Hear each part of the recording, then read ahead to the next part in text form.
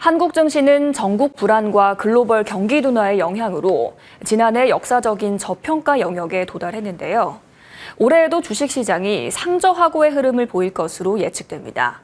자본시장 신년기획 첫 번째 순서로 다시 기본으로 돌아가 국내 증시의 문제점을 살피고 저평가 해소를 통한 증시 반등 전망을 이명재 기자가 짚어봤습니다. 우리 증시가 지난해 최악의 성적표를 받고 바닥을 쳤습니다. 코스피 지수는 연간 10% 가까이 하락했고 코스닥은 글로벌 주요 지수 중 수익률 꼴찌를 기록하기도 했습니다. 또 내수 부진의 수출 둔화, 비상계엄 사태로 치명타를 맞으며 원화 가치가 급락했고 투자 심리도 급격히 식었습니다. 올해에도 당분간 어수선한 분위기를 이어갈 것으로 예상됩니다. 국내 증시는 절대적 저평가 구간에 있습니다.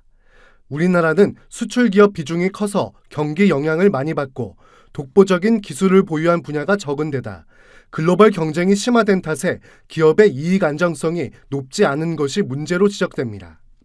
올 상반기까지 글로벌 경기 하락세가 이어지다가 하반기로 갈수록 회복하는 흐름을 보일 것으로 증권 전문가들은 전망합니다.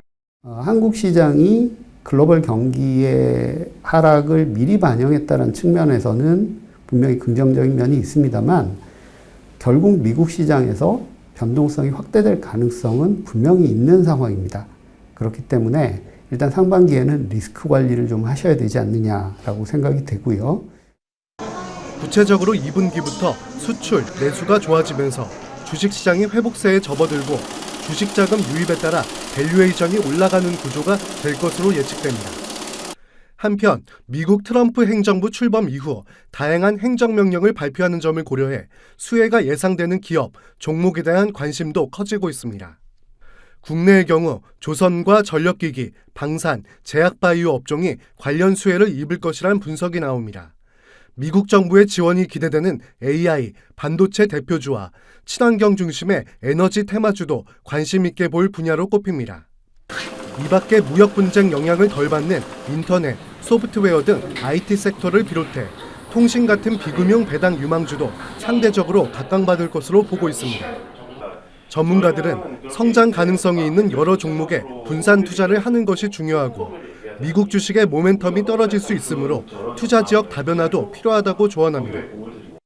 미국으로 지금 상황에서 달려가는 것은 아까도 잠깐 말씀드렸지만 이 환율 상황에는 그렇게 적합하지 않다고 봐요. 그래서 지금은 한국에 대해서도 좀 더 관심을 가져도 괜찮다. 반도체가 있고 그 다음에 이제 앞서도 이제 말씀드렸다시피 이제 그런 당장 실적이 잘 나오는 섹터와 좀 턴어라운드가 기대되는 섹터를 갖다 적당히 분산 투자하시고.